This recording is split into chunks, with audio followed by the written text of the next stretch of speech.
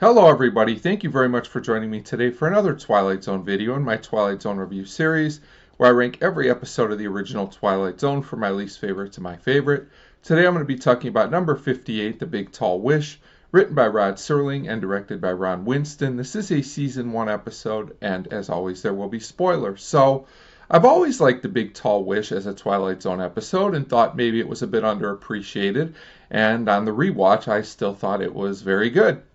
So, The Big Tall Wish is sometimes kind of criticized, I suppose, for its fantasy elements and no big twist, but I actually think this episode is a very poignant drama. I would actually call this episode a minor classic, at least in my opinion. The reason is there's just a depth to the characters that I don't think you always get on a half-hour TV show. The situation and characters just feel very realistic to me, and I was interested in what was happening the whole time. So Ivan Dixon as Bully Jackson gives a strong performance, and Stephen Perry and Kim Hamilton give solid performances in support. I thought the acting was very good. So this episode starts with a boxer named Bully Jackson, and he has a neighbor named Frances, and she has a son, a child named Henry.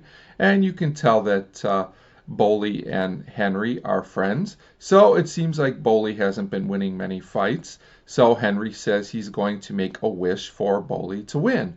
So Bully prepares for his fight, and as he does, he gets mad and hurts his hand, therefore severely hurting his chances to win. So naturally, Bully loses the fight, but suddenly, because of Henry's wish in a Twilight Zone twist, he is now standing over his opponent as the winner. And the way these scenes were filmed was very interesting. So Bully is naturally glad to have won the fight, but he's puzzled about how, because he remembers being down for the count. He's not really sure how he won. So Bully returns home and talks with Henry, who explains what happened and how it happened. But because of all he's been through and the struggles he's had, Bully just can't believe in this type of magic wish that Henry made, even though Henry practically begs him to believe it.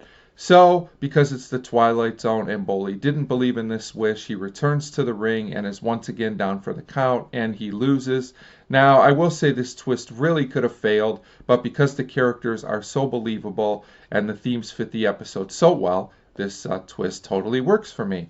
So Henry is disappointed and asks Bully if there is any magic, and Bully kind of says no at first, but then says maybe there just aren't enough people who believe in it. And I actually got a little bit affected by this. This episode does have a sadness to it, but it just feels very authentic and real to me. So while the fantasy element in this episode might not be anything great, I think the twist actually works, and I think it's based on well-based character development that takes place in this episode. So, although The Big Tall Wish isn't the happiest Twilight Zone episode ever, it has a lot of depth, and that's why I rank it at number 58 on my list. As always, feel free to leave me a comment on whether you like this episode or not. Thanks for your support, and thanks for watching.